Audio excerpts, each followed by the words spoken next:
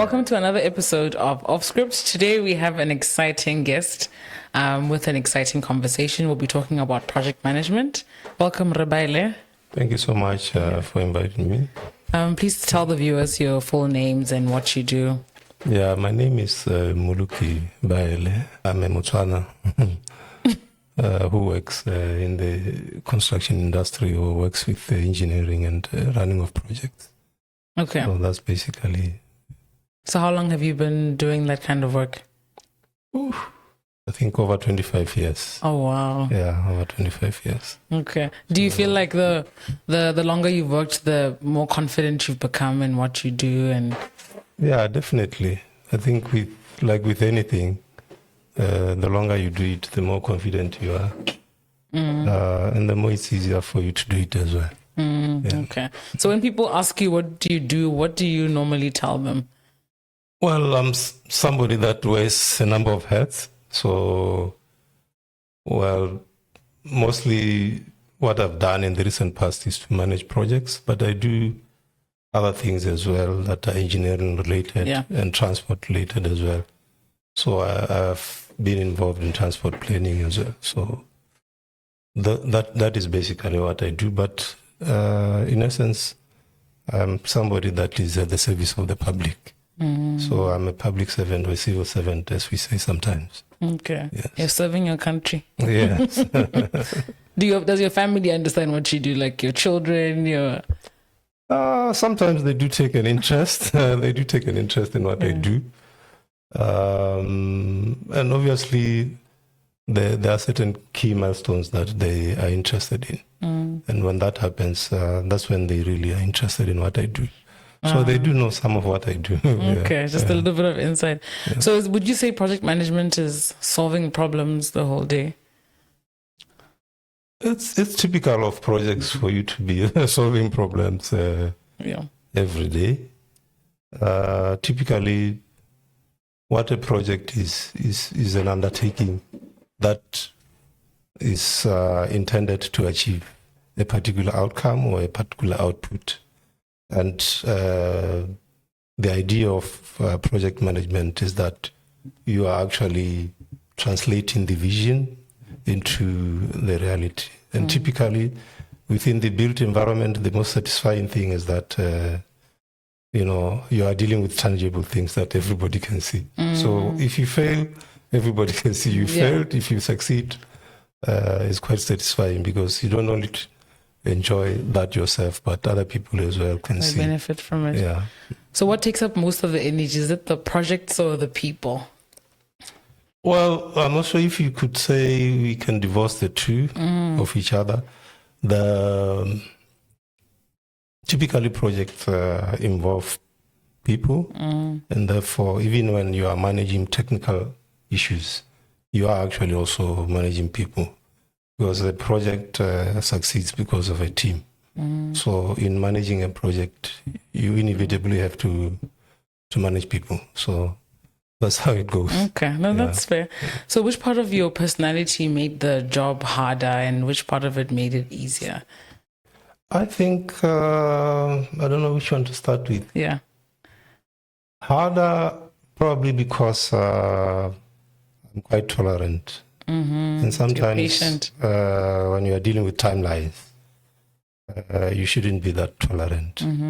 Yeah, but maybe some of those personalities that have worked to my advantage would be that I'm very patient. So sometimes it's not easy to see the results right at the beginning. Yeah. And you only get to see things happening after investing a lot of energy. And the other thing is that I'm always willing to learn, so that has made it easier for me to learn and to enjoy project management. And the other thing, of course, is that I'm quite open to ideas, so I find it easy to work with multidisciplinary teams. Okay, and that is required in project management. Okay. Yeah. That sounds very enlightening. So what does working under pressure look like when your back is against the wall? How do you remain calm? How have you dealt with it over the years? Yeah, well, it requires you to be calm, but it's not like always you will be calm. There are instances where you will be compelled to shout. Yeah. And I think everyone, project manager has to be able to shout sometimes. Yeah, because, the mindset of a project manager is such that there is a goal in mind. Yeah. And the idea is that, your main focus is that goal. So anything that stands in the way is like an insult to you. Yes. So you will end up having conflicts on a project.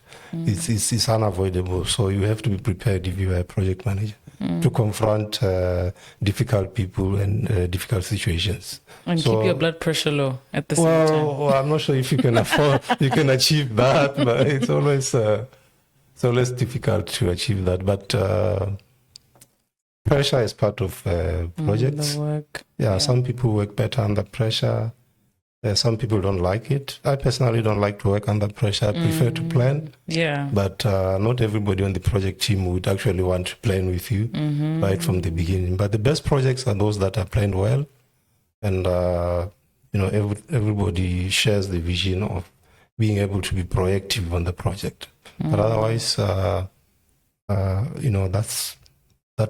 is, part of project management anyway. That sometimes things are not going to go the way and you have to improvise, you have to change the plans and so forth. Be on the money about that. Okay. Yes. So what's the experience with working with skilled labor versus unskilled labor? Because there's a stark difference in... It doesn't matter. To me, it doesn't matter. Yeah. Yeah. You each and every person on the team has their own rule. So, we have... the language that you would use with skilled labor and the language that you would use with unskilled labor because of what they do. Yeah, so part of being able to manage a project well is understanding those differences and being able to adjust to the requirements of the communication that you have with your team. So I don't think there is really a major difference. Yeah. Yeah. What I often find is that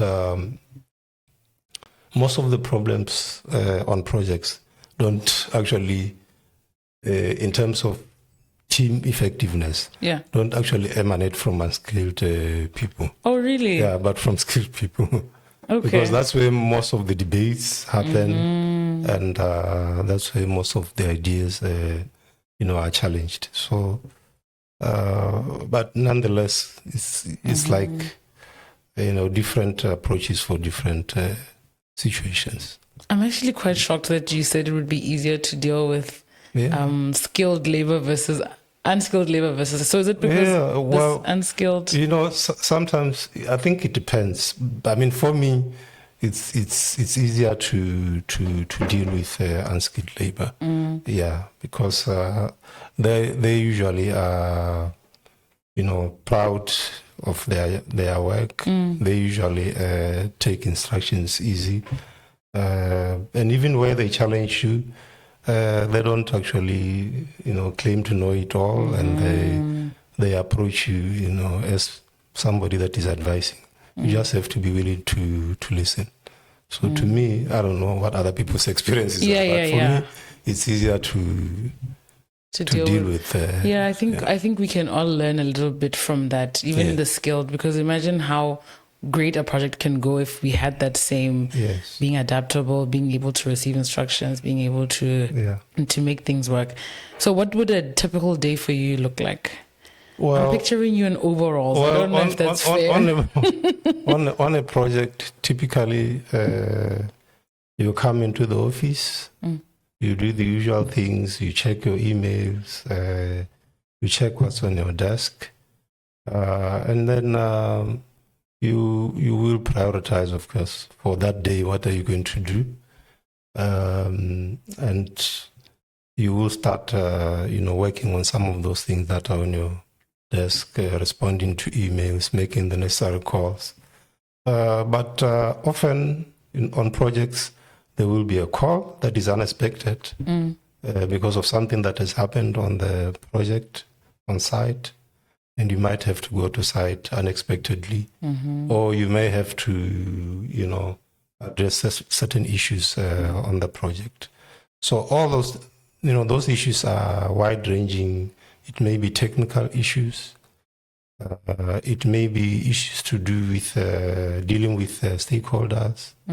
It may be issues to do with finances on the project, and so forth and so forth. So that would be a typical day. And every day you have to, prioritize all of these, but all the time keeping track of what is happening, because you are working to a schedule, and then you have to make sure that that schedule is complied with.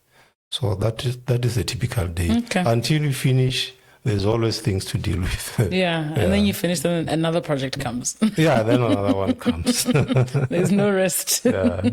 So maybe just to build on and for us to understand, what did you study and where did your career begin, and how did you progress, and what did your different roles entail? By the way, I think I'm a reluctant project manager. Okay. Yeah. I never set out to become a project manager. I trained as a civil engineer in the first place. And my expectation was that I would just be sitting in my corner and, working on my designs and drawings and things like that, and doing whatever calculations are required in my little corner over there. But life had something different in store. I found out that, even as you grow and as an engineer, you get to a point where you have to manage projects. It is unavoidable. It's not enjoyable for everybody because, like you said, it comes with a lot of stress. And moving parts. And lots of moving parts, and being able to, juggle from this and that and put everything together is a skill that you have to master, which you don't learn at engineering school. So, that's my background. I don't think that only engineers can be good project managers, and or for that matter, that only people in the built environment would be great project managers. Because project management is about putting all these resources together in order to, attain whatever the vision for that specific project is. And, everybody can learn to do that. Of course, if you are working within the built environment and you have the background, it helps you to, to deal, with all these matters much more easily than somebody who is not within that environment. So at what point? And our environment typically is one of the most complex environments in terms of project management. So, typically when people talk about project management, we are talking about these big projects. But project management, can be done even at a lower scale than that. Okay. I think we'll catch up on that. Maybe I can start to manage the small projects. That's possible. So at what point did you... even building your own house is a project. Like I said, a project is, just a unique undertaking where you have a vision and you want to realize a vision. It doesn't have to be something physical. It can be something abstract. But the idea is that you have a beginning and an end. And this is time bound. At the beginning is the vision. At the end is the outcome or the output that you are looking for. So that can apply to everything. It's an approach that you need to use to make sure that you achieve the goals that you have within a predetermined time, which you can apply to any part of your life. To any part it feels like you have to divide things into stages. Is that fair?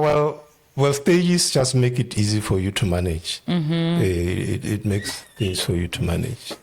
Okay. Yes. Okay, but what would be the basic principles of if I wanted to start a project?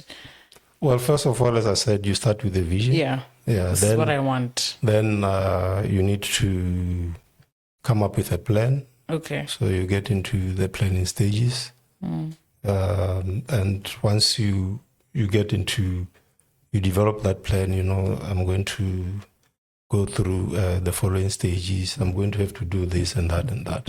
And require this much money. Yeah, then you can now develop the concept for your project. Now you are getting specific to the thing that you are doing. And then you can get into designing the whatever it is that you want to do. And once you start that's when now the project comes into the picture. You can see the vision very clearly. And after that, you start making the necessary arrangements, for the project to be executed. Typically, that would, involve for significant projects, procurement, for instance. So once you've procured all the necessary resources, whether you need a contractor or you need, an advisor or whoever, or you need materials or equipment, that is that phase. And then you get into execution. And obviously, after you finish execution, you may do some monitoring after the project is done and evaluate, how this has gone. Are there any lessons to learn? Yeah. Are there any things to do in the future? Yeah. So that's typically how a project would run. Yeah. So at what point did you realize that managing people would be more difficult than the engineering work itself? Well, for me, like I said earlier, it was more pronounced because I never set out to work with a lot of people. Yeah. And you wanted to be in your corner. Yeah. And, as I said, the mindset of a project manager is that you are focused on the goal. In fact, if you don't have that kind of mindset, it will be very difficult for you to achieve your projects. Yeah. Yeah.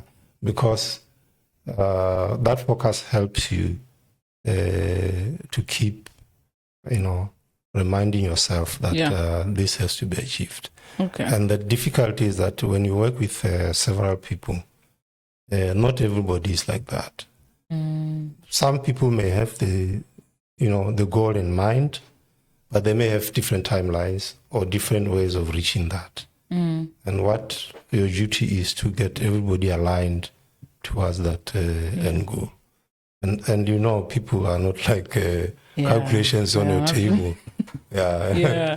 You need persuasions. You need sometimes coercion if necessary to achieve the goal. Okay. Yes. Okay. So what do people misunderstand about you the first time they meet you, especially at work? Well, maybe, I don't know. I mean, it probably have to be personality related. Yeah, we all have assumptions about people. Yeah. Some people may consider you unapproachable. I'm not really an outgoing person, but so typically people may tend to say, I'm unapproachable. And as a public officer as well, people tend to think public officers are rigid and they don't want to listen and things like that. So those would be typical misconceptions. But like I said, when running a project, you have to be open-minded. Sometimes you even have to reconsider your initial ideas. So that is what I'll say maybe are some of the typical misconceptions. Okay. Do you think your job has changed, has trickled down into the rest of your life? Not much. Okay. Not much. Okay. As I said, I'm somebody that prefers to plan things in advance. Yeah. So I think maybe what it has done, it has enhanced efficiency, maybe. Yeah, the way I do some of the things. Yeah. So that whereas I would have been maybe just start off and just do something, I would typically think it out, Yes. and think through of all the stages. So you must get so frustrated when you see people not planning Well, or things falling well, I apart. think I do because of understand that we may not all wish to have things all planned out. Yeah. Yeah, I do that sometimes. There are things that I plan out very well or carefully, especially where the stakes are quite high. But there are those things where You I just think go with the flow. you don't. Yeah, you go with the flow. You don't Yeah, have to yeah. always, be deliberate about everything. Sometimes things will work out from you just approaching them openly. Okay, let's talk about your childhood. What were you like as a child? Were you as analytical as you are As now? a child, I think I've always been comfortable with just thinking things through. Okay. So I don't think I've changed much in that regard. I've always been somebody that is thinks through. Yeah. The other thing is that I wasn't always outspoken, and dealing with people has taught me to Get out of your shell a little bit. to speak out. Yeah. Where things, as a leader, you can't be a good leader if you are not comfortable with confronting people or confronting situations that are difficult. It is part of your job. After some time, you get used to it. Yeah. But to make that first step, it's not always easy to do it. It's not always easy to do it because all of us fear conflict. Yes. Yeah. We all I was fear actually conflict. talking to a friend of mine recently about how we were never taught to resolve conflict. Yeah. So even in our families, there's that uncle who's not talking to that aunt, and then you realize it in your friendships and other relationships or at work that when conflict comes, it almost seems like things are going to fall apart. It is the end of it. Yeah. So what do you think how do you think we can resolve conflict better and not take things personally sometimes? Like, what do you think are the fundamentals of conflict resolutions that we can apply into our own lives? No, I think, confronting situations, even if it's within family where the stakes are high, it should be, I think the manner in which you do it, I think everybody can be open to correction because that is typically what causes conflict. Yeah. Is that people are resistant, convinced of their position and they don't really want to be corrected. But if the manner in which you do it is clear that you are not trying to create any animosity, it comes from a good place, and so you might have if to you also this listen before. to the person, I think often it works out because I don't think people typically just expect that you would want to mess up things with those that you love or with those that you work with. So if you are genuine in the manner that you approach it and you are actually respectful, it's easy to confront situations. But the difficulty, like I said, is that everybody fears that, I'm going to mess up things. Yes. What if I become estranged with my family and things like that? So how would you deal with that personality, that one person who is so difficult? Yes, hard-headed and refuses to, and is probably loud and, Like I said, everybody knows when they are out of line. Deep down. So, you approach it in a manner where you make it very clear that, that this is wrong. And you demonstrate to them that this is wrong, what they're doing. Yeah.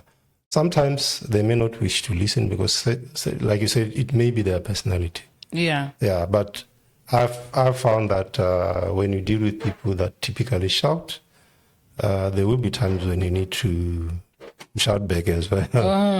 Sometimes that's the only way they can hear you. But all the time being conscious that the idea is to address a specific issue and not to cause a rift between the two of you. So the idea is to get the point through. So if they are not hearing you, sometimes you shout so that they can hear you. Yeah, but I think what I've learned from this conversation. But make your point very clearly. Yeah. Don't include insults. Don't include. Play fair. Yeah, play fair. If you're fair, even when somebody's wrong, even when they don't admit it, even they're sleeping. Yeah, later on they'll think about it. No, and tomorrow you'll see a different approach. Yeah, that's actually fair. I'd never thought about it like that. I think the most important part of what you've said is also setting the tone before the addressing. This is not the intention. The intention is to build, and the intention is to reconcile. So I guess that's a nice tool. Thank you for that.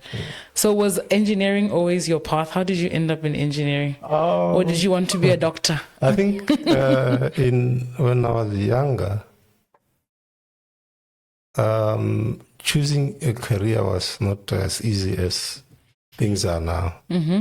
Because most of what is happening now, we didn't know. Yes. Oh, so you're blind. I come from a typical African village. So, which is, by the way? Well, I come from Dagwe, which is in the Dime district. Okay. Yeah. You're far away from home. Yeah, I'm far away from home. Yeah. So it's not easy for you to know these things. But as you go to school, sometimes you come across these ideas. So as I said, I was looking for something that would not require me to work with a lot of people. I think Look at you now. I think I'm introverted, so I thought, no, if I can just get something that where I can enjoy my mathematics and whatever, do calculations and all that, then I'll be fine. And I think I was also looking for something that can gain me employment immediately. Yeah. So sometimes, these career choices during our times were informed by your situation. Yes. So I think that's probably how I came to that. But I don't think I did a bad job in I was going to ask you, if you hadn't done this, what would you have done? I'm not sure. I'll probably be... Okay. I'll probably be in something to do with studying people, like the social sciences. Oh, really? Yeah, okay. Something in the social sciences probably, or even something more artistic.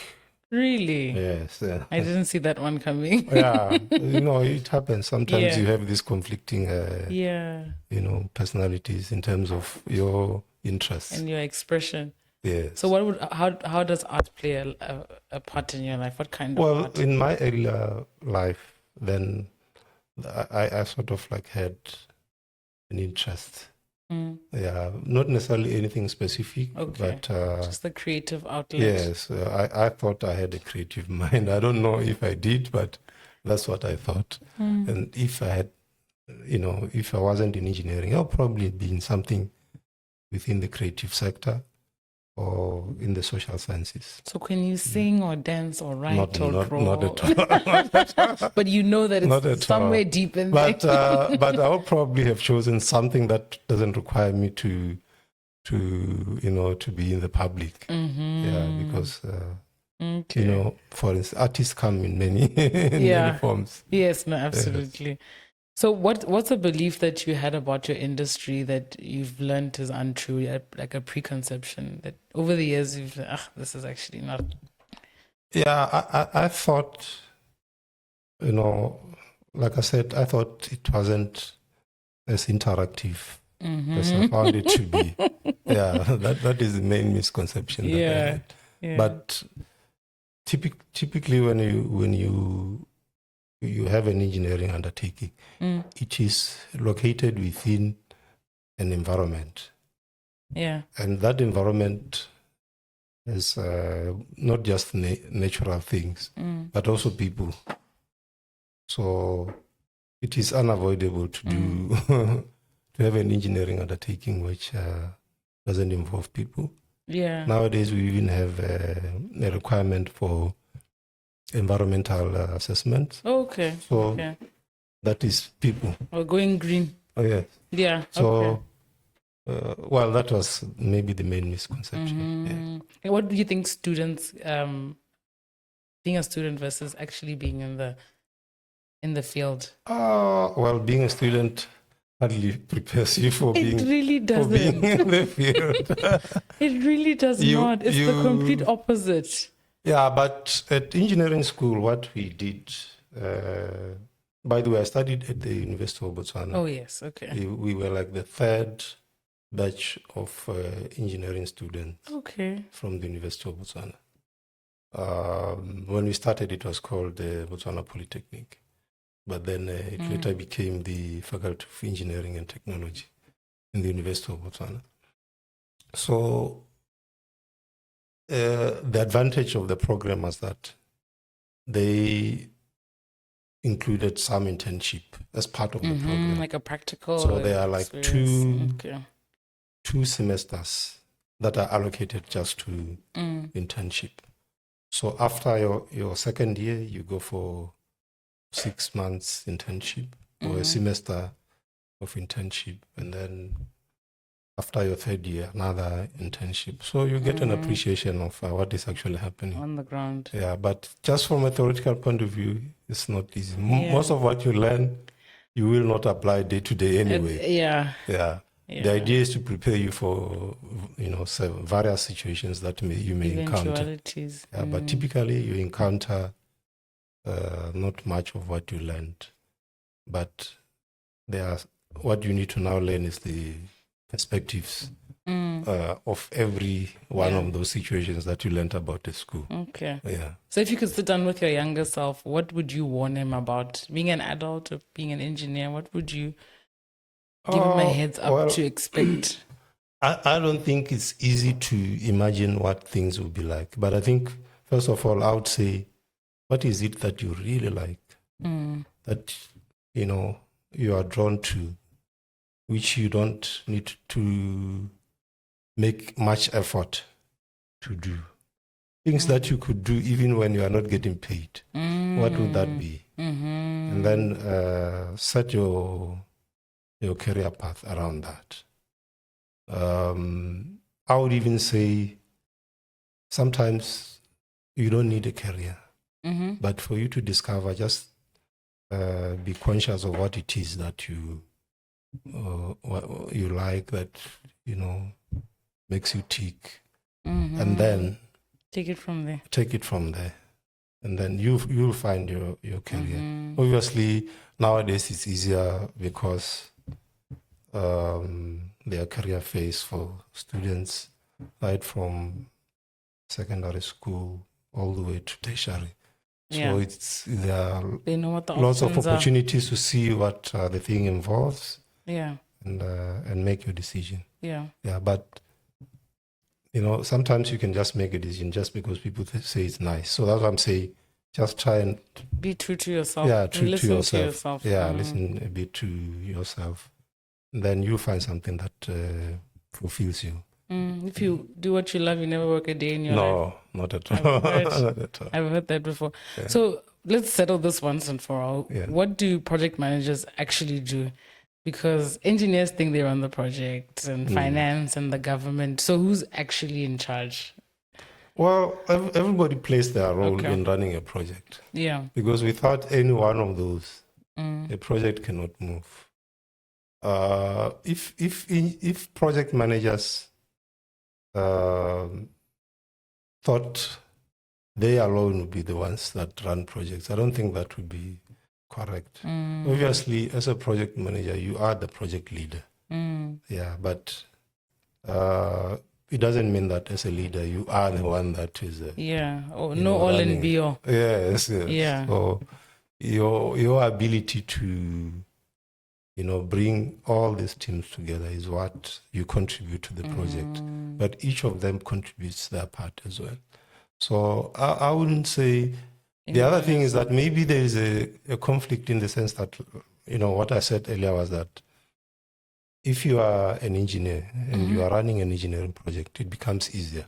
And therefore, it's your field. Maybe engineers feel like, some engineers feel like, we as engineers are the only ones that can run a project.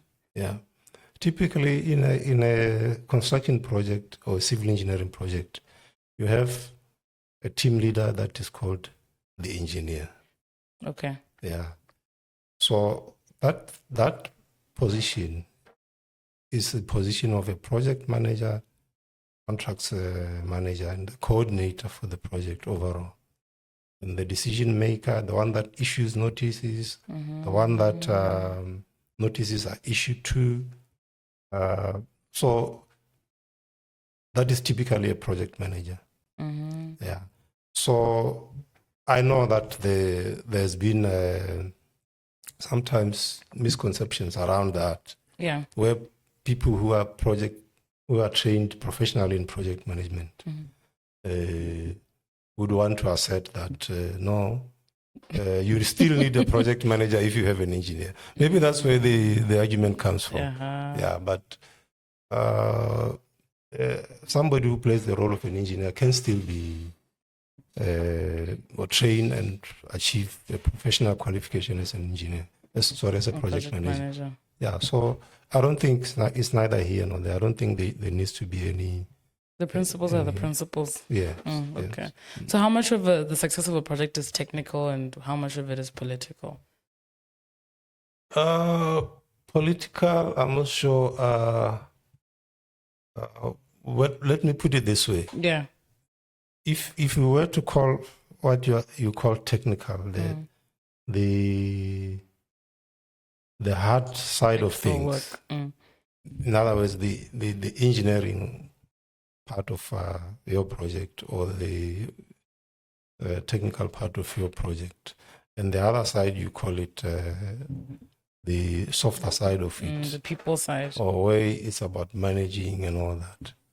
I don't know if I can allocate percentages, but on projects which I've run, if it, I think it depends on the environment. If it's within the public sector, I would say that the project management aspect are more important than technical side of it. I say this because most of the time, projects don't fail because of technical issues. Yeah, but because of those issues that influence, the project, or the performance of the project, other than the technical matters. But I think typically, probably it will be 50-50. Okay. Yeah, but any of these two, certain things can go so wrong that it affects the other. It affects everything. It affects the whole project. So if, for instance, you are building a bridge, yes, and the calculations are messed up in terms of what needs to go into the bridge to make it strong or to make it stand up properly, and the whole bridge collapses, that is a catastrophe for the project. Yes. But if, for instance, the designs are okay, and then the finances are not there, or authorization for the project to go ahead is not there, then there's no project. Or if it's finances, if midway through the project the finances are stopped, then there's no project. If it's a bridge, it will hang in the air before completion. Yeah, we've seen some places where you have a road that was being built and then it's just left like that. And that would typically not be engineering related. So both of them are important. They're equally important. Yeah. Have you ever had to agree with a decision that you didn't really agree with? Well, I think when you work within a structure such as government, you cannot always get your way. Yeah. Because sometimes the vision doesn't come from you. Yeah. The vision comes from the vision giver who is the initiator of the project, or who is the accounting officer, and sometimes even when you think you are right, your ideas can be overruled. Because the vision comes from somewhere else. Yeah, so I don't think make it work. I think as a project manager that is to be expected, because your job is to deliver the vision. Yeah. Even if the vision is not yours. Yeah. So it shouldn't really be a problem to be overruled sometimes. Your duty will be to give advice. Yeah. But the advice Put it on can the be taken record, yeah. or it may not be taken. And I'm sure there's an obligation to put it on the record that you said something. Yes. So that when things. Yes. And sometimes it's not because there's anything wrong with the alternative decision. Yeah, it may just be So that. it's not your preference. Yeah, your preference is not what sees the light of day in that particular instance. I'm seeing a lot of meetings. Could some of those meetings, are there a lot of meetings? Is that a fair assumption? And could some of them have been an email? Well, I don't know. I think lots of meetings, can be avoided. But on projects, I don't think there are meetings that are not necessary. Yeah. Yeah. Especially projects within the built environment, because the main work. What's a built environment? Well, we mean like I don't know. That sounds so fancy. maybe the way I would try and state it is like this. Like maybe you can equate it to like those things that are within the construction industry. What the construction industry produces. Okay. Yeah, that would be what I would put it maybe in layman's terms. So I mean like in whether it has to deal with buildings, whatever infrastructure, that which is comprised of tangible physical things that are created by human beings. Yes. Okay. Yes. It sounds very. Yes, but it's essentially it's the things that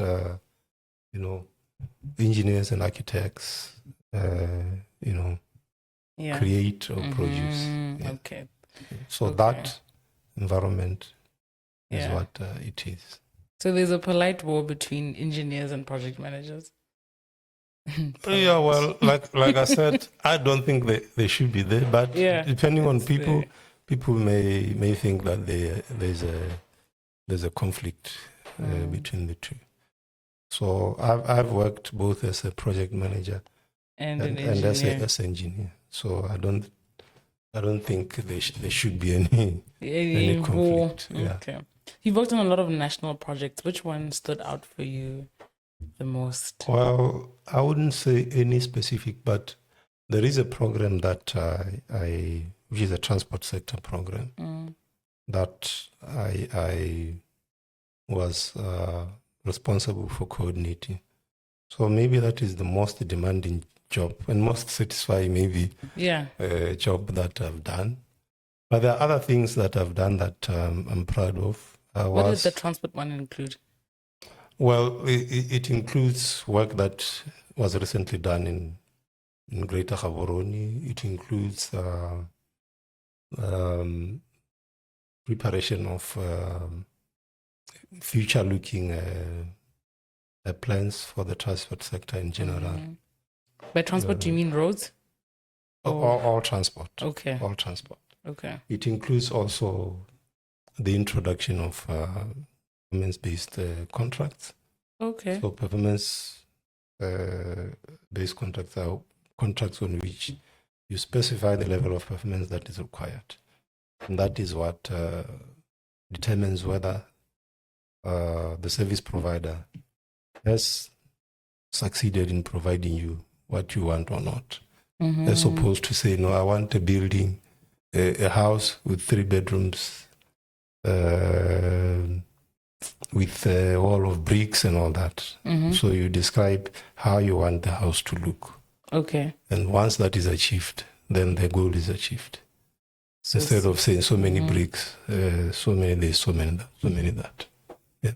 So that's the simplest way I can explain it. Maybe on a road, you could say, I want a road that runs smoothly, with a surface that runs smoothly, without any grass on the side. So that is a performance level that you are specifying. And then for as long as somebody achieves that performance level, then they are entitled to periodic payments.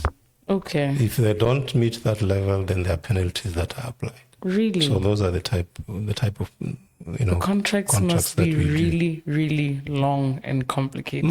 Not really. Really, but a lot of things have to be detailed. Yes, a lot of things detailed. So that is essentially what the transport sector project entailed.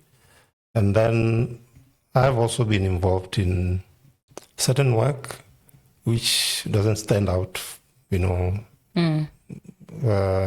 been involved in the preparation of a road maintenance manual, the Botswana road maintenance manual, which when there was nothing before. So it was produced from scratch. Yeah. And it is one of the projects that I managed, which I'm very proud of. Yeah. Is it still working? Yeah, it is. It is. It is. But how come there are still so many potholes? Well, because there are other things. There are other factors that stop the standard is one thing, but how you apply the standard is another. So in a perfect world, what would the standard look like, and how what would the periodic maintenance look like? And in a perfect world, yeah. Well, typically what you want is that which the road user would appreciate. So in simple terms, that is what it would mean. So if the road user is happy with the road, then that is what you want. But what we as engineers do is to try to represent that in technical terms. Okay. Yeah, or in terms of a specification or a standard that the road has to comply with. So that is what we would do. But in simple terms, if the road is okay, then the road user must be happy. That's it. It's as simple as that. Yeah. If the road user is not happy, of course you can satisfy everybody, but in general, the road user has to be happy for you to say, well, this road complies with the required performance specification. Okay. So that is how you would see it from a layman's point of view. Yes, from a layman's point of view, yeah. Okay. So is there a particular time frame, like what's the lifespan of a road? How frequently should it be fixed, in an ideal world? Well, it depends on what the road is. Okay. Yeah. So as you can imagine, there are different types of roads.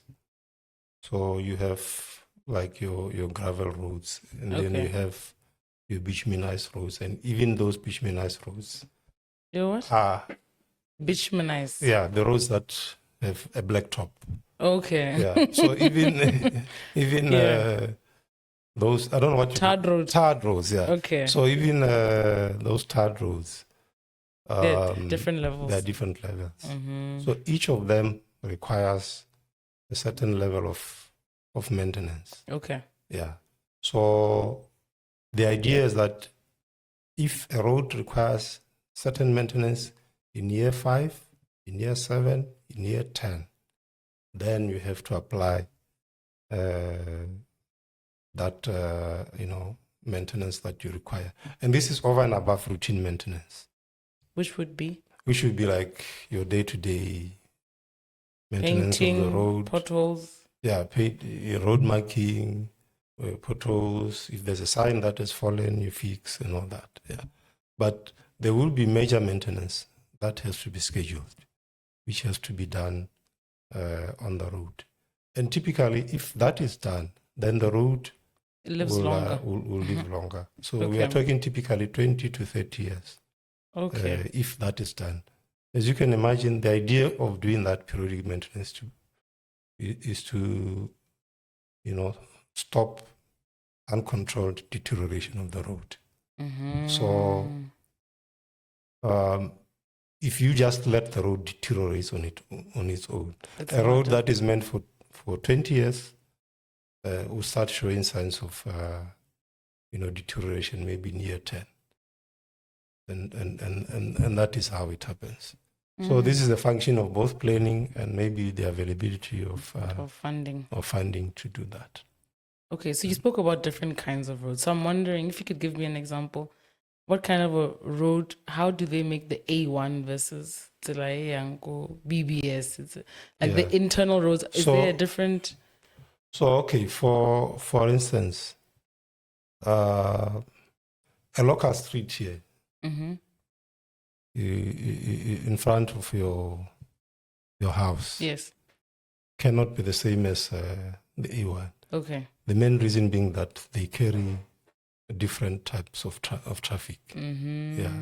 So they are constructed of different materials. Okay. And those different materials require different levels of maintenance. Okay. And the level of traffic on those determines that there should be different levels of that sounds fair. Of maintenance. Yeah. Okay. Yeah. So there would be the two categories of tarred roads: highway roads. Not really. Well, I'm oversimplifying. Okay. Yeah, there can be variations to it. Even the material, like I said, the materials that you use, and the materials do come from what forms the founding material of the road, and also the material that goes on top. Yes.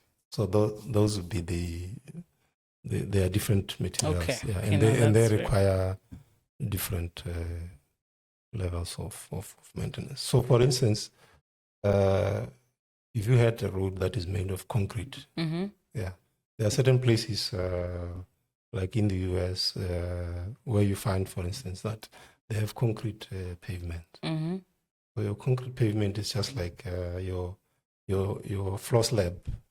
Yeah. But it's meant for vehicles to. So those roads can last hundreds of years. Oh, really? But they're very expensive. Okay, that's the catch. So it's, they're very expensive, and once they start failing, it means the cost of repair is also high. So they need a different type of maintenance. So you may actually go for 20, 30 years just marking and remarking on such roads. You know, we had maybe on roads that are built of gravel.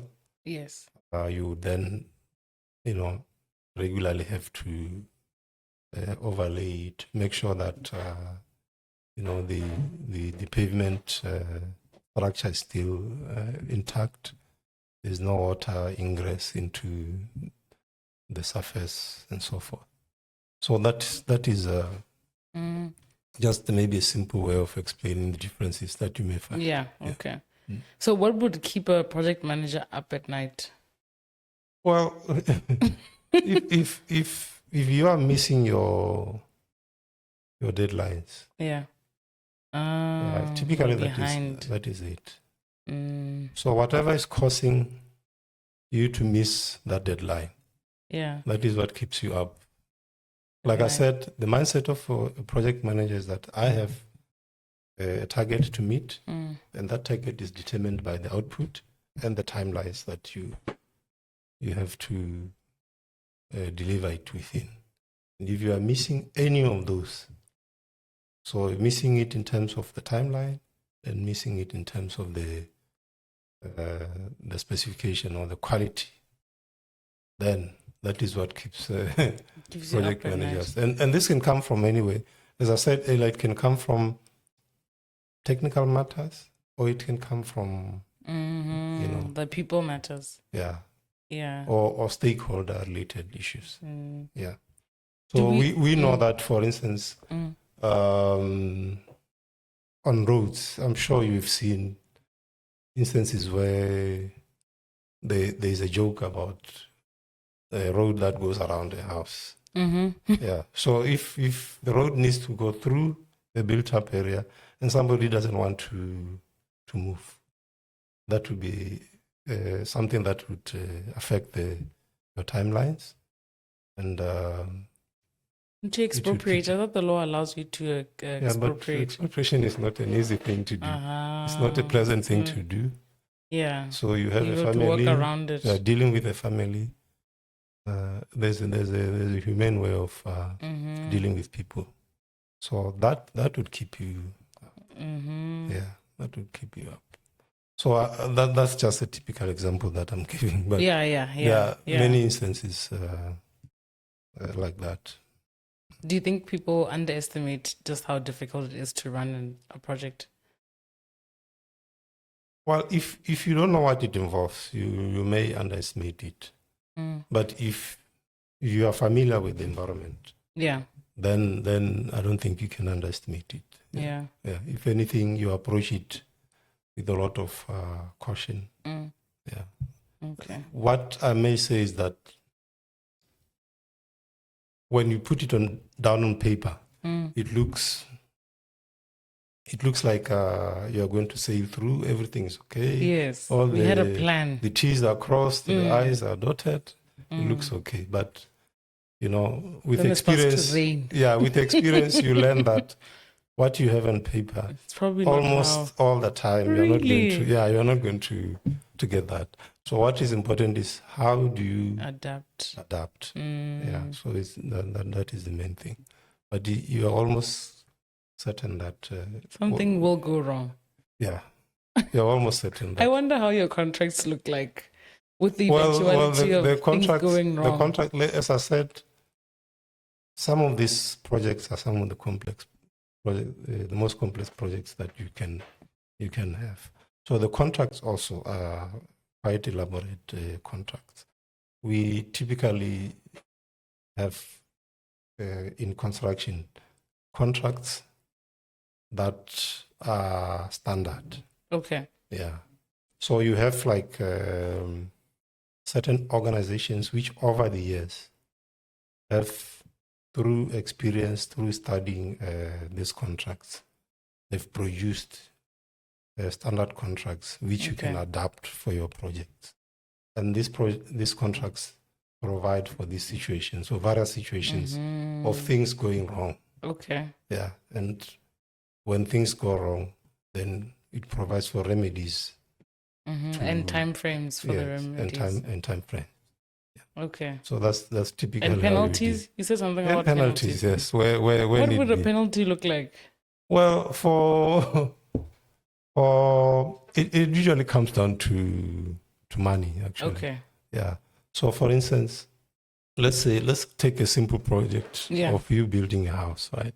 Yeah. Yeah. If you hire a builder to build you a house, and then you agree that this house is going to be built within 6 months, right? And then you do everything right until you get to month 2. And then at month 2, you say, I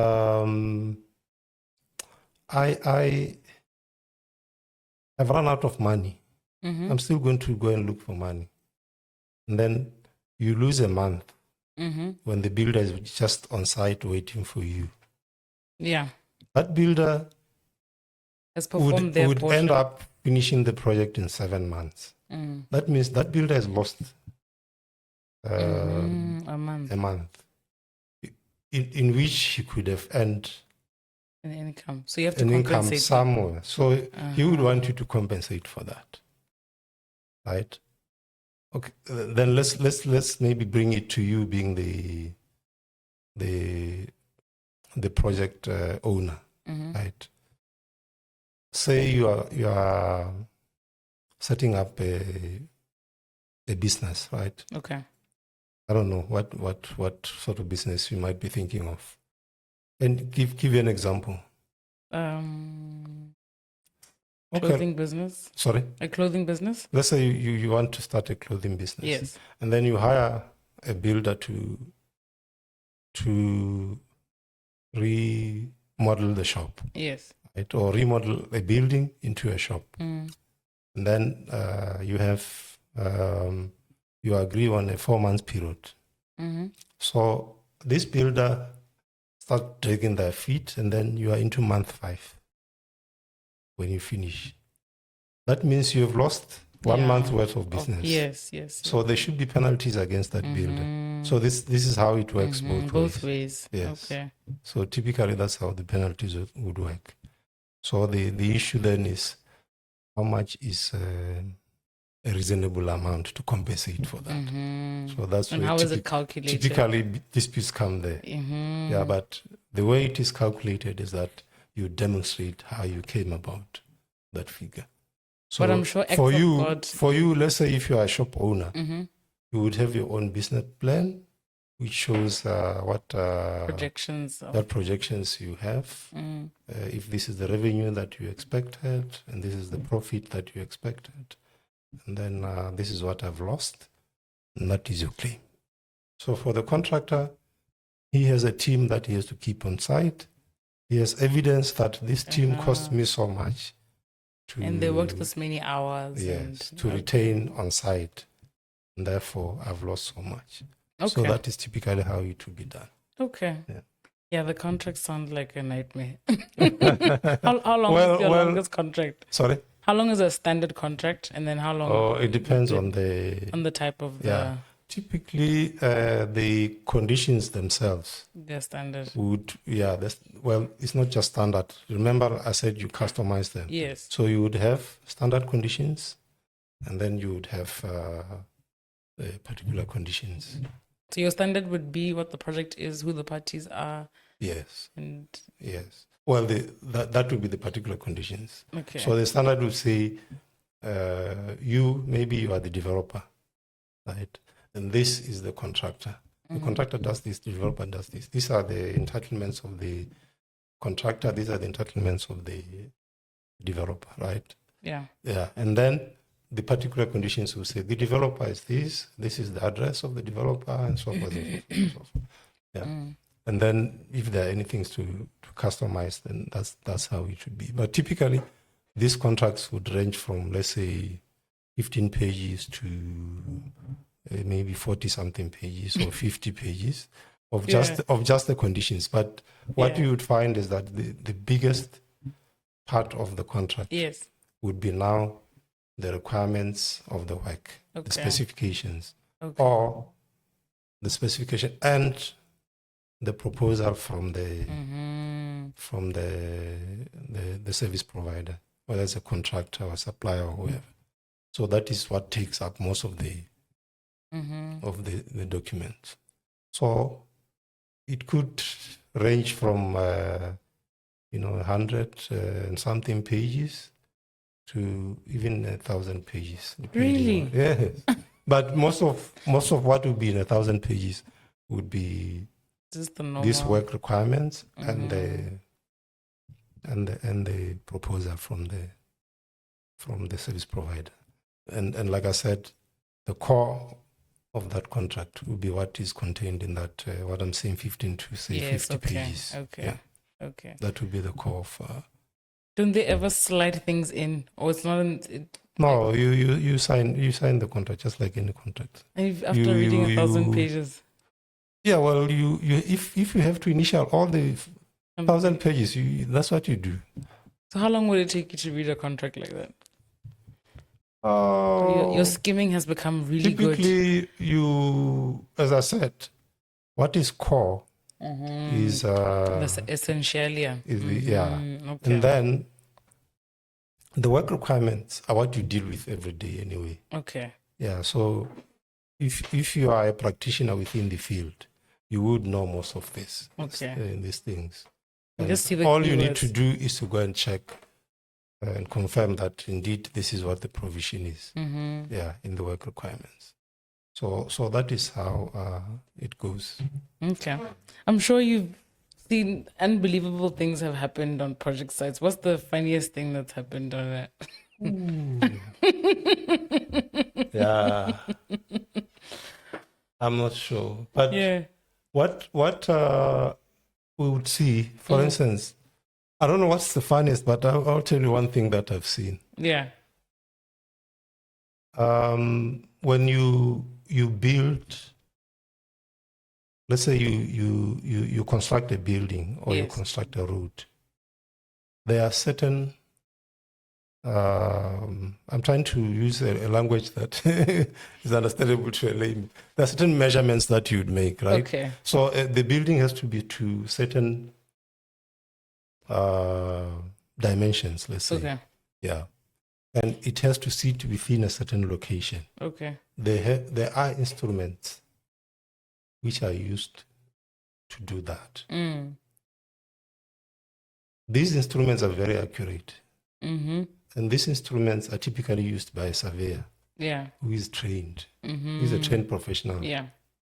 So if, for instance, you are building a road that links to an existing road, then if you have a surveyor on site, as every major construction project would have, then there shouldn't be any problem, because, as I say, these instruments are very accurate. Yeah.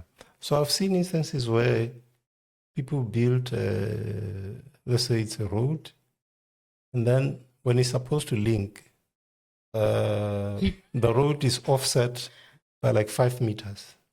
5 meters. And you wonder how that happens when you have a surveyor on site. Yeah. Because that is the duty of the surveyor. Yeah, to ensure that. So it means the surveyor is not actually on site, or you have a surveyor who doesn't know what they're doing.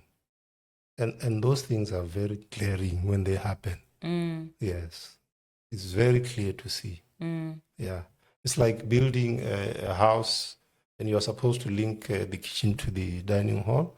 And when you come to site, you find that the kitchen is way behind where the toilets are supposed to be, and the dining room is where the bedroom is supposed to be. So, but normally when you have a building project and a builder does that, you bear the cost. Is that how it's supposed to be? Let's say, the ceiling is... You bear the cost of if you are the developer, you bear the cost of the building being built right. Of the mistakes also? No, you shouldn't be the mistakes which are not yours. You hire a person that comes to you saying, I'm competent to build. Yeah. And therefore, if they make mistakes, they should be able to correct that mistake at their own. What typically happens for projects that we do ourselves in our day-to-day lives, and I always give this example of building a house, is that the sort of builder that you bring to your site would typically not have the money to correct. Yes. And you end up accepting that liability. Yeah. But it's not supposed to be the liability. Yeah. So sometimes, you know what they say, cheap is expensive. That's what they mean. That's why if you really want something done well, hire a seasoned contractor to do that. Then you can hold them to account when they mess up. Yeah. And most probably, if it's a simple project, they're not going to mess up anyway. So this is why it happens like this. It's not because the developer is responsible. Cheap isn't expensive. Yeah, cheap is expensive. Okay. So let's talk about mistakes. Are there any mistakes that fundamentally changed how you work? Or that, If you're human and you run a project, as I said, the project is typically a complex thing. Yeah. Yeah. So these mistakes would typically happen in terms of misjudgment. Yeah. So there's typically a lot of misjudgment that can happen. And that is why you have to make sure you are informed yourself. Yeah. So sometimes when you misjudge a communication, you misjudge the direction of the project, it may actually impact a lot. I will not say specifically what it is, but I know that I've made certain misjudgments in terms of where the project is, what the issue is, especially when there's conflict. Because for you to address it, you need to be able to know exactly what it is. Have you ever sent an email to the wrong place? No. Okay. Yeah. And has there been one where you were like, hey, I'm going to get fired? I might lose my job. Yeah. There are instances where there's an instance where I was supposed to get authorization from the accounting officer. for a lot of money. Yeah. And I was a project manager. And as I said, the mindset of a project manager is to get things going. And I went ahead and made that. I went ahead and made that decision. And well, it worked out well, but in the end, but that was one time I could have been fired. Okay. So you've worked both in private and public sector. Which one has shocked you more? Which one moves faster? Which one is slower? Which one wastes more time? Well, typically government moves slower because government is a huge institution. And government is not. Government is about the taxpayer. It's about everybody. We often get frustrated by the bureaucracy that is in government. But we also understand that this bureaucracy is there for a reason. Checks and balances. Yes, because you have to have checks and balances when you're dealing with public resources. So I don't think you could ever get a situation where government is more efficient than the private sector. For those reasons, that there are more checks and balances when it comes to government. And the other thing is that government being big means that the work is more disaggregated. There are so many people that are doing. You are not just working from one place. So you have so many ministries, so many departments, each of which has a role on the project. And sometimes that is what they do is beyond the control of the project manager. And that is where you may get some of the delays, because as a project manager you have to have control on what happens on a project. That is one of the attributes of a project management approach, that the project manager must be in control of those things that influence the outcome on the project. But as you can imagine, when it comes to government, So if you were a project manager for government, for it to be more efficient and systems, what could they do differently to? I think it has to do with being able to consolidate the decision-making process. To streamline it. To streamline it, to make, unique protocols for running projects, especially those projects that carry a lot of funds, because when there are delays or things go wrong, the consequences in terms of the money that government loses is quite high. So I think that is what can be done. But we know that certain things are unavoidable. But what I've found is that the advantage of government is that in government you get to appreciate more. There's scope for more things. If for instance, unless you have a big organization, right? Unless you have a big organization, it's very rare to find a private company that gives an individual the level of experience in terms of managing organizations as government does. It's only the big organizations which can afford you that. So that is what I've learned. When I started off, I worked for a relatively small consultancy firm, engineering consultancy firm. So basically what I was doing is just, I was in the design office and that was it. So when I got to government, I could do the technical work, manage people, I could manage big projects, I could manage various types of projects. I could, learn a lot more than what I think I could have learned. But obviously, the scope for development is also limited in government. I mean, if I were to advise a young engineer, you choose, and the possibility of you setting up your own thing, you stand a better chance when you're in the private sector. than when you are in the public sector.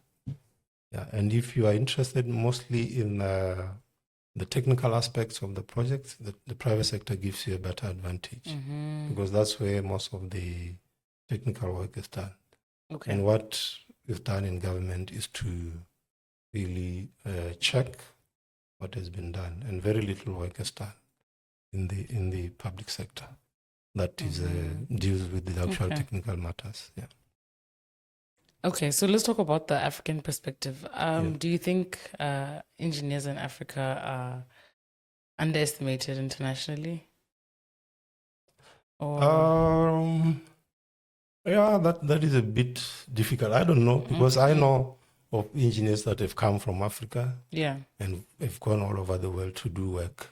yeah, So I wouldn't say they're undermined. I think what you've done in your life speaks or for in your you. professional life is what speaks for you. Yeah, the world Yeah. out there is looking for people who can give them something, and it doesn't matter where they come from. I think that's what I would like to think. But whether there's a perception that African engineers are undermined, Not, yeah, that I wouldn't dispute. yeah, But I'm just saying that from what I know, African engineers can work anywhere in the world. that should say something. Yes, they can work, and they have. you Yeah, know. yeah. And they have. Now, what I would say is that for you to be available to serve outside of your country or outside of Africa, you must develop yourself. Yeah, you must develop. There's no option to that. Yeah. You must develop yourself. You must build those skills, and those skills don't come because at work you actually get your employer to train you. And typically, if you work in the public sector, it's very difficult for you to learn if you don't actually apply yourself. But if you do, there's so much scope for you to learn. So you have to be interested to learn so that you build a skill base. Have some skill that you can do. Yeah, have some skill that you can master. Whatever it is, if you master that skill and it's required somewhere, then you can go and work almost anywhere. And of course, keep upgrading your skill to perfect it if you want to. So the world out there, provided the skill is there, there's and it will give them the value that they need, they will get it from wherever it is. So do you think this should be the mindset of any professional from Africa? Yeah. But no matter the industry. No matter the industry. Yeah. Yeah, no matter the industry. We know. You were telling me earlier that you are from the legal profession. We know some of our people here from Botswana who have gone to work in The Hague. Yes. Yeah. Yes. So it's you can go anywhere. The world is your oyster. Yes. Is there do we undermine the local expertise? Is there sometimes a call for it? Of course, there is some narrative like that. Yeah. I wouldn't be able to say whether in general that is how it is seen, but there is some narrative. And I think it may have to do with our system. Our country is still young, and all the systems are still developing. And sometimes they impact even the performance of professionals. Yeah, and it's not uncommon to hear people say, our local engineers are no good. Yeah, just because they saw a problem somewhere and they attribute it to the professional. Yeah, because there's no context. But things can go wrong for all these various reasons, and not necessarily because of the competence of the professional. Yeah, so it's not uncommon to hear that. Yeah, but I know also that the ability for people to want to learn more There are instances where you find that people are just content with where they are, where they are, and also in terms of just procedures. Yeah, because procedures don't get you to apply your mind, and if you are resigned to procedures, then you may end up not learning. But I don't think that is something that can be said in general. And typically, I see that we have good professionals, both in the private and public sector. Okay. Mm. So that, I guess that's what would frustrate you about how people speak about public, because there's no context. Well, if you are a public servant, yeah, I think it comes with the territory. It's not good to hear, but it comes with the territory. As I said, these are public resources, and you are held to a higher standard of accountability. And you must accept that if you work in the public sector, it comes with a lot of demand for accountability. And we cannot be negative about that. I think we have to accept that it is what it is. It has to be like that. Yeah.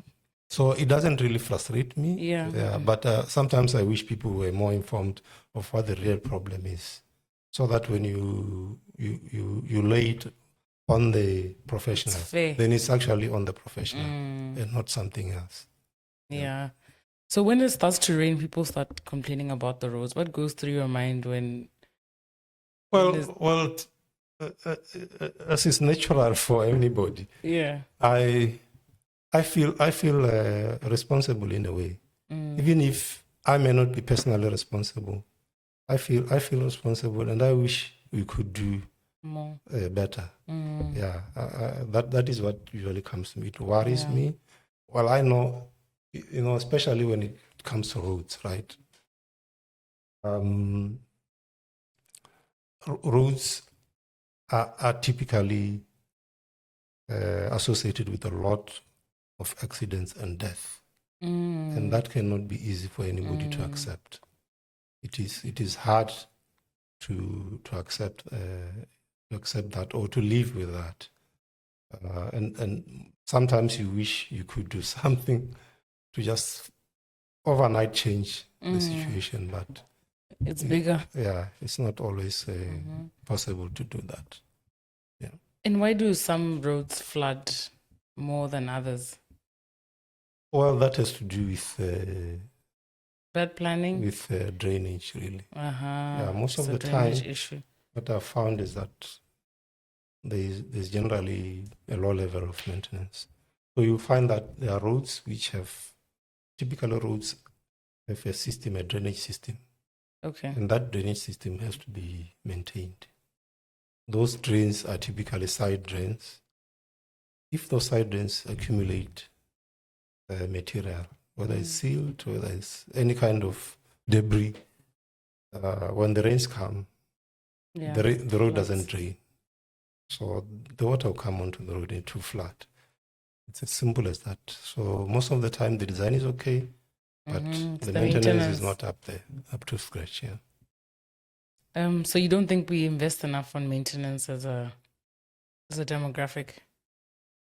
Oh, it's not easy to say so, but the whole manner in which we carry out maintenance is probably needs a lot of rethinking.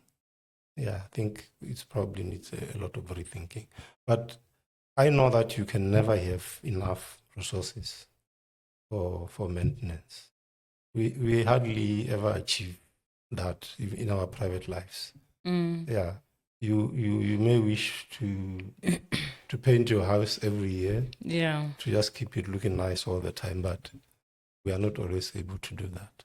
it's not. So even for public resources, we know it's not like that. But I think we can do better than what we have now. I know that in Botswana there is what is called the road levy, which is a levy that is applied on fuel to be used to maintain roads. Yeah. So that does go a long way to assist. But the manner in which we utilize it is probably something that we need to also look at so that it improves our roads. The other thing is that a lot of the roads that present problems are not roads that are at the level where you can maintain them. They have to be. They just have to be reconstructed. Mm-hmm. So if you delay the reconstruction, it means now you are dealing with maintenance that is impractical. Mm-hmm. Yeah. That's why it just keeps. Yeah. It's an endless cycle. It's just an endless cycle. So the financial situation also needs to improve so that the roads that need to be reconstructed are reconstructed, not repaired on time and not be delayed. Yes. Yeah. So you can delay them by you keep on putting a blacktop on top. If the material below is damaged, there's nothing you can do. The foundation is broken. Yeah, it keeps coming back. A few months later, it comes back. You keep working on the same thing. What do you think about the introduction of toll gates? Is that a conversation that's happening, and do you think it will be helpful for maintenance of roads? Yeah, I think typically when we talk about toll roads here in Botswana, we sort of like associate it with roads becoming good. Like in South Africa. But what people don't know is that there are currently ways in which road users actually pay for the road maintenance. Okay. Yeah. So, like I was saying earlier, there is the road levy, which is charged on the fuel that you use. Okay. There are also cross-border charges that are also applied. And of course, there is also the licensing for your vehicles and your driver's licenses. That is all money that can be directed towards the road. Typically, can be directed or should be or is being directed. Well, some of it is okay, but some is probably not channeled in that way. Okay. Yes. It's not directly channeled there, but tolling, typically you toll a specific route. Okay. What the toll does is actually replanted back onto the same road that you are paying for. Oh, that's specific. It doesn't go wider than that. Okay. So as you can imagine, in Botswana there are only a few roads that can be tolled, and it would not actually address the problem elsewhere. Yeah, and even some of the roads that we think can be tolled don't have a significant amount of traffic. Remember, you cannot charge anything. You have to charge what is acceptable to the road user. And you cannot charge what would cost the road user to find alternatives or to use alternatives. So we'll start using that Mmoloki road instead. So if you want, for instance, on the A1, yeah, if you were to charge exorbitant fees, people will just go to Mmoloki and use the Mmoloki solo route. You see, if it makes sense financially, they would just do that. So there's only so much you can charge, and you have to charge enough to recoup the money, the resources that you are using to develop the road and collect. Okay, so I guess so you can't toll a road, and then the road user suffers because the road is not up to scratch. Because we expect that. Yeah, once you toll, the road has to be in good condition all the time, and so you need to pay for that, and then pay for the resources that are required to maintain it and to collect the toll consistently. Okay. Yeah, and the level of traffic, even though it looks like it's a lot, if you compare to other places where they toll, we are talking about lots and lots of vehicles. We are talking about 100,000 vehicles per day, and typically on our roads, we hardly get 10,000 vehicles on any of the sections of the A1 that are not within built-up areas. And even within built-up areas, maybe at most, we are talking about 40,000 vehicles per day. So if you look at, for instance, the Western Bypass in Gaborone, yes, we are talking between 40 and 50,000 vehicles per day at most. How do you know this? Well, we know because we do collect data. Okay, how would this data be collected? Actually, I'm very curious. No, it's done through vehicle counts. And vehicle counts nowadays, we use vehicle detectors. What's a vehicle detector? It's just a detection mechanism that you deploy on the road. So it's like a machine of sorts? Or... Well, there are several ways of doing it. Okay. Yeah, there are several ways of doing it. One of the ways of doing it is to use what are called detector loops. So you actually have electromagnetic loops on the road surface. Okay. And as the vehicles pass over those loops, that information is translated into vehicles and the number of vehicles. So you can tell how many vehicles have passed through a particular road. Yes. So it's in the ground. Where is one, for example, in Gaborone? I'm not sure, but typically where you have those loops, you'll find that there's been some sort of cut that are maybe boxes that have been cut into the road, and then they've been sealed. I've seen that before, but I'm just wondering. So those are detector loops. Yeah. Okay. So you actually cut, and then you put the seals inside, the loops inside, and then you seal, and then you connect those loops to a detection device. And then from that detection device, you can collect the information. So we're living in the future.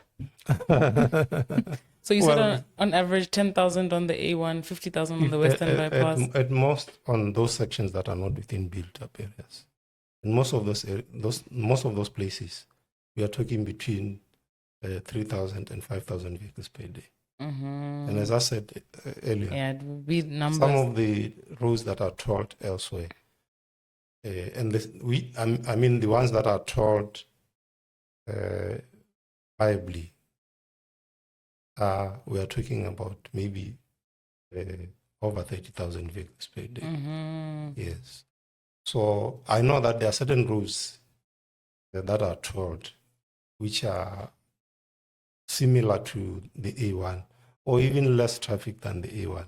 But what that means is that there's probably a subsidy that is coming from government, to do that.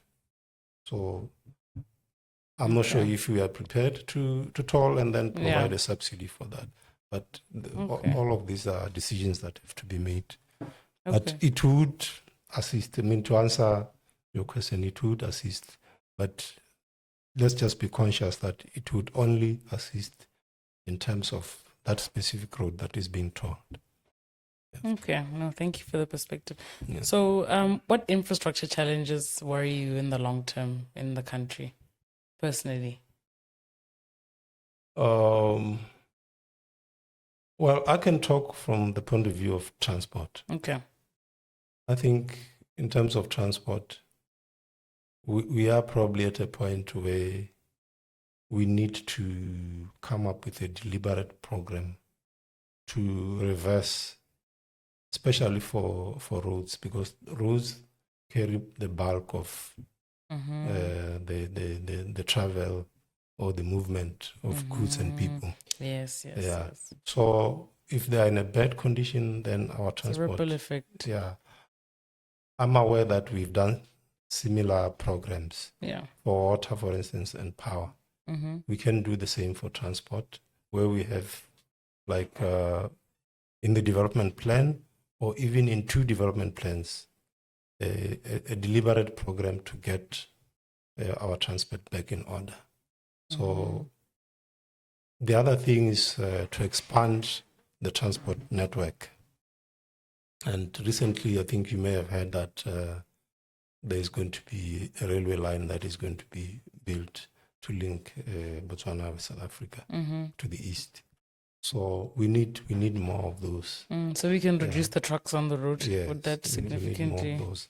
But the other thing is that we also need efficiency in terms of transitioning from the road to the rail, so that even if there's no railway line between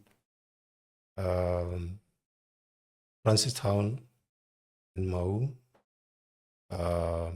when I get to Francistown or when I get to Sua, where the last link goes to the west, it's easy for me to transition from the rail to the road, and goods can move much faster. So this would also help to improve the situation. So if I gave you unlimited funding, that's the first thing that you do? Yeah, I think first I'll focus on the condition of the existing roads, of the system network, whether it's road or rail. I'll just focus on that. And secondly, I'll look at those areas where it will give us a strategic advantage to expand to, and then expand. And then thirdly, I would look at the situation within urban areas to address traffic congestion, or to make movement much easier within the built-up areas.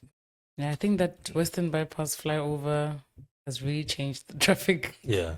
There's so much that we can do. Yeah, there's so much. Not just infrastructure related, but even other means of trying to control the manner in which we use our roads.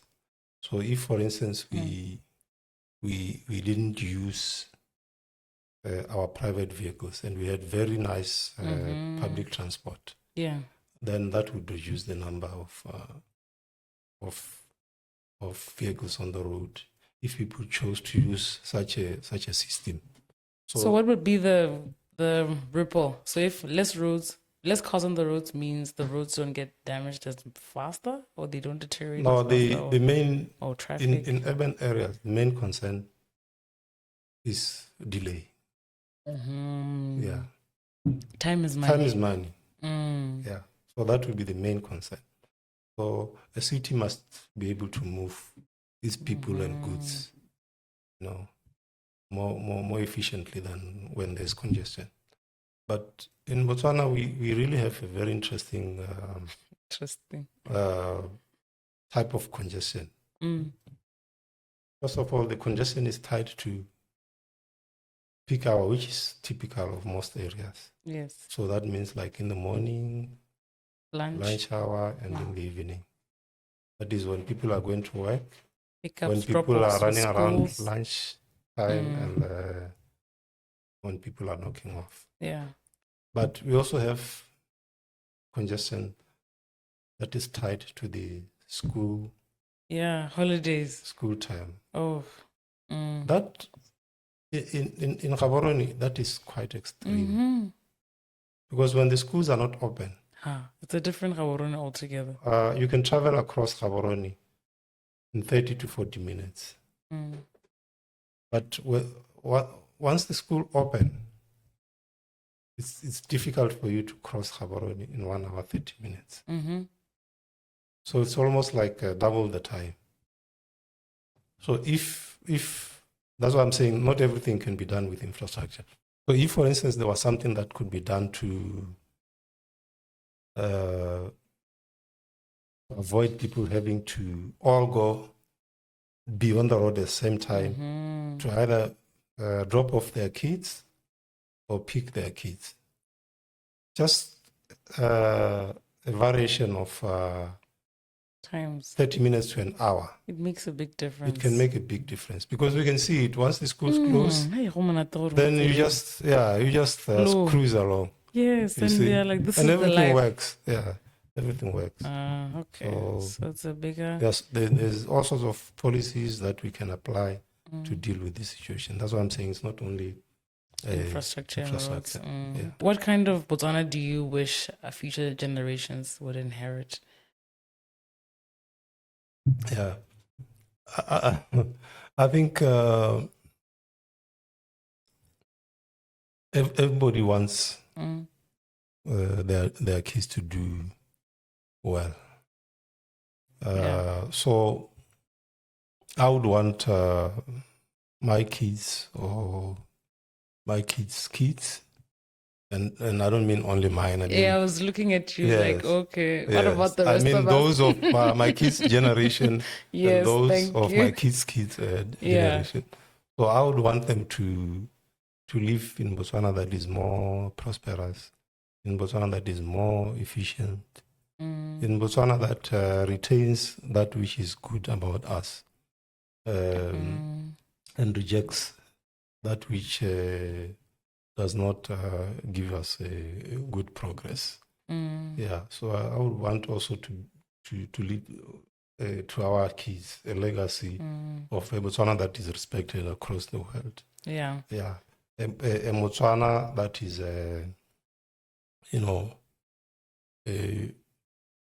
available to the whole world, that can go anywhere in the world and do what it is they wish to do with their life to contribute to humanity.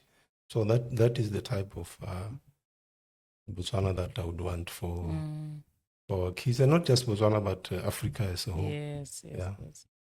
And what do you want to be remembered for? Me? Yes. I'm not sure if I really you don't want to be remembered. I would want to be remembered for anything much, but I would want, if I live, at least for me to have made a contribution in the development of this country, or in development of or some kind of benefit to humanity as a whole. Even if it may not be that people would appreciate it openly, but if at least there would be something in future that relies positive outcome that relies on any work that I've done, then I think I'll be job. Yeah, I would be happy with that. I'll be happy with that. Okay. What advantage do you think Botswana has that we don't realize or don't take advantage of? Yeah, I think Botswana right now we do have a population that is very well educated. Yeah. And we do have now access to all sorts of technologies that can link us up with the world. And I think that is something that we can take advantage of. Yeah, because not many people have a young generation like ours that is well educated, that can relate well with any new technology, that is adaptable to all sorts of technologies that we have. All that is required is to get them to productively utilize all this technology that is available. But otherwise, the other things about Botswana are well known, that Botswana is a very open country, is a welcoming country. So if whatever we wish to do, it is not easy for us to get people once they are here. If you can get them here, once they are here, to get them to appreciate that, we are a country that they can do business in, they can live in, they can attach their future to. I think it's quite easy for us to do that because of our openness and the ease with which people are able to live amongst us. Okay, all right. Any last parting words? I'm not sure if I do have any parting words. I don't always think that I'm wise, but I think what I said earlier, that for kids who want to grow themselves or who want to build something for themselves in the future, just find something that you can ground yourself with. I don't want to get religious or anything, but typically for you to think that you are the start and end of it all, I think it limits growth. So that's why I would say find something that you can ground yourself on. And once you are grounded, then it should be easy for you to find your way, because then you can be true to yourself. So being honest with yourself will get you so far, because then it means you can recognize your limitations, and you know, you can choose precisely what it is that makes you happy. And in doing that, it should be easy for you to find your way going forward. So find something that you ground yourself on. Not relying too much on yourself, not relying too much on the obvious things that try to ground you. As a society, we try to ground you, but what is at the core of you as a human being that you ground yourself on? That is the one that will help you to find your, sometimes people say destiny. I'm not sure, but it helps you to find yourself in the world and be able to live a meaningful life. So that is what I would say as parting words. Thank you. That was deeply wise. Thank you so much for your time. Thank you for the conversation. I've learned so much. I think it's been interesting to walk a mile in your shoes, and we've learned a lot from you, and we appreciate you being on the podcast today, and we wish you all the best. Thank you so much for inviting me. I had so much fun. Thank you.